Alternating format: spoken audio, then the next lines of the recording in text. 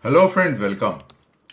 Friends, in the morning I recorded a video titled that Trump's 27% tariff on India explained and trade deficit logic or trade war. The idea was to talk about that how this 27% tariff was calculated. Means what is the logic of calculation. Now friends, later I went and deep dive into the Trump's executive order. So if you look at this link, this link gives an executive order which was published on April 2nd, 2025. Now this is a web order, so I can't underline this. So what I did was I downloaded this and I started underlining each and every aspect of this order. Now friends, in this video, I am going to give you, critical insights, which probably is going to be very difficult to get. One is that what are the exemptions? Because when I went through this order, I found that there are two annexures. One annexure is Annexure 1, another is Annexure 2. So you go here, you will notice that annexures are clearly mentioned. So I'll just show you the Annexure 1. Let me just search Annexure 1 here. Annexure 1. See, look at this Annexure 1. So this Annexure 1 gives us the details of the tariff orders, right? Now in the press and everywhere, we are talking about 26%. So if you go to this annexure, I'll just open the Annexure 1 so that you can get a very clear understanding as to why I want to emphasize this. So I'll just take this out and show you that in the public domain, India is being bracketed under 27% or 26%. But here in Annexure 1, this number is 27%. So I do not know from where this discrepancy has come. So this is one. Second is the Annexure 2, which is mentioned in this order. Let me just show you Annexure 2. Let me just go to the same file, which I just showed you. So I'll go here, Annexure 2. So Annexure 2 is down below. Yeah, this is the Annexure 2. So what is this Annexure 2? It talks about the following goods set forth in Annexure 2 of this order consistent with the law shall not be subject to the ad valorem rates of duty under this order. Right? So this is the Annexure 2.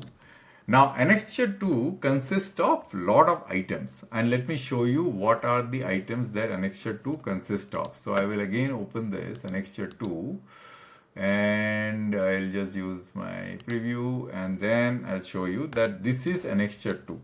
So there are various HS code here.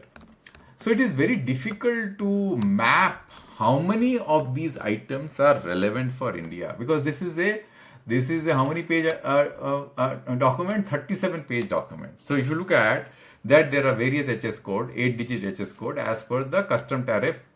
We also follow a similar HS code convention. So all are mentioned here. So how do you know which item will have how much implication as regards India's export to US? So this is a very, very tricky and complex activity, which normally you will find it very difficult to do. So friends, what I have done, and that is the reason I am doing this video, first is that how many of these items are going to impact means benefit India. Because these are items, let me just go to that file again. So read this.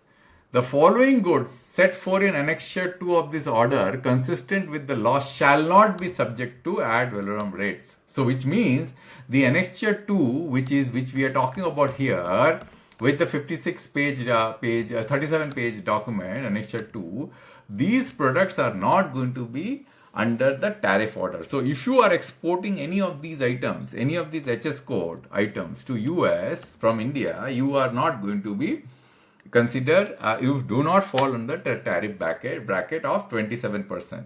The press is talking 26, it is 27 as per Annexure 1. So friends, in this video, I am going to give you a quantification because it's a very difficult task to do. Now, why I could do it so fast? Because I have downloaded all the HS code level data on a country basis, right, for all the months. But I just did it for 3 months because there is no point in doing it for 24 months, etc. Which I can do, but 3 months will give us a very good idea as to how many of these items which we are exporting to US by how much, and which will be exempted. Is it 10%, 20%, 30%? What is the percentage, right? And friends, you will be surprised to see the percentage, and you will find that these are not going to have a significant impact. So friends, let's go step by step, and let me just open the October file. Let's show you the October file. So I have got 3 tabs in this Excel file, right? Let me just take this pen out from this view, and I'll just make this a little bit I'll zoom this Excel file, and you will see that. Let me just go stop. So what I have column A, which is HS code. Column B is the description of the item.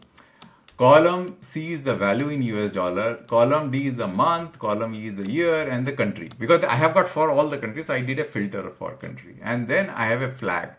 Flag here basically to map which items is qualified for the exemption. So if you down below, you say the NME is not qualified. And then you will see that these are the items which I have. What I've done, I've done a VLOOKUP on the exempt item, because these are the, so what I've done, I've converted that into that PDF file into the Excel file. So again, I'll zoom in here, and you'll see that these are the items here, right? The exempt item. So what I've done, I simply did a VLOOKUP here, right? Oh, sorry, not here. VLOOKUP here, XLOOKUP here. And if I go down here and I XLOOKUP and I just check this item and see if it exists in this list, in this list, then I simply lay out this value here, or else I say NA, not applicable. So like that I have done. So after doing this, I have filtered out and I put that value here. And then if you go down below, and you'll see that this all adds up to 219, right? $219 million, right? And then the total export to US in the month of October, if you go down below, it is $6.9 billion. Okay. Now, if you divide this 219 by 6 point, what do you get? You get a very, very small value of 3.17%. So 3.17% of our export to US will be duty free. Means there will be no custom duties applicable. Then what I've done is I've sorted this item based on their value. So look at this first item, 217101,290. This was $100.77 million in the month of October. It is the highest value item. So this is the description here. So you can pause the video and have a look. Then we have got 29214,290, right? This is $18.7 million. This is like that. You can pause the video and have a look at all these items, and as you go down below, these are very, very negligible. Similarly, I have done it for the month of let's go November first. Let's do November first. Where is November? Let me just look at my sheet. So I have done December. Let's pick up November here. So November is down below. Yeah, so this is December. This is November. So let's look at this file. So here also the same thing. Let me just, I have this tab is the same, right? Same I did, right? Instead of, NA there, I simply left it, the error I left it. So it doesn't matter. These are the exempt items, same. And then these are the items which I have mapped here. So if I go down below, these adds up to $183 million, right? For the month of November. And in the month of November, the value of the total exports constitutes $5.7 billion. So this is how much? This is 3.21% only. Similarly, let's do the December month. So where is December month? December month is this. So December month is, fortunately is slightly more. This is 4.64, following the same philosophy. So you got it. So this is very, very marginal. If this is correct, if Annexure 2 is what is the item which are exempt, right? Then these are the HS code, and you can clearly map, because I've downloaded this month by month. It's a very difficult thing to do, by the way. I use my code and software code to do that for all the countries, and I filtered by US, right? With all our exports here, right? So this is the way I have done it. Now let's go back to the same document which we were discussing, right? And in this document, the implementation part is the most, because The earlier part of the document, it keeps on explaining that how US has become so, US has lost all its leverage, it has lost all job, 5 million job has been lost, and manufacturing is critical for the security of US, and blah, blah, blah. It's all mentioned here. You can read this, there is nothing great about it. But most important thing, which is crucial for us to understand, is the implementation part. The reciprocal tariff I have already explained, right?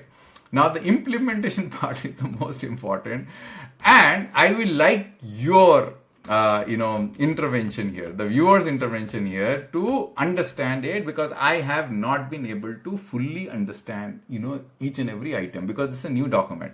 The first thing I told you, that the Annexure 1 item of the order is the part where the duty is applicable. Annexure 2 is the exemption, which is there. Following goods will be exempted from the ad valorem order, and there are certain other exceptions, emergency and all those things. President can bring any item in the list, and in terms of emergency, blah blah blah. All those things are there.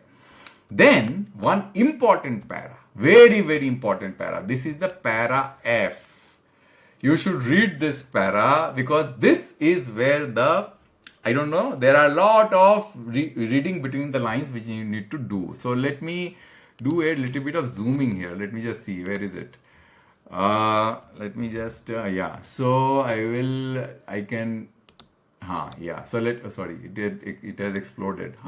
So what it is saying, F, more generally, the ad valorem rates of duty set forth in this order shall apply only to the non-US content of subject article. Remember, non-US content of subject article, provided at least 20% of the value of the subject article is US originating. So this is important. Non-US subject article shall only apply to non-US subject article, provided at least 20% of the value of the subject article is US originating. Now, what is value? So it will apply to only non-US subject article, right? Provided 20% of the value of the subject article is US originating, right?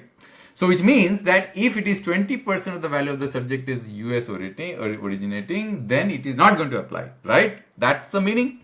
So for the purpose of this subsection, the US content refers to value of an article attributed to components produced entirely or substantially transformed in US. Now, I would have expected it should include design, it should have included intellectual property rights.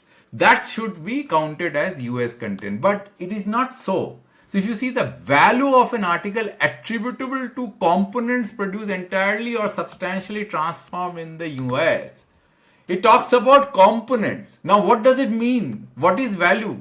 Right? So I do not know. So I am asking you this question. So this is a very, very important paragraph. So what item, apart from Annexure 2, which I spoke about, what other items will get exempt?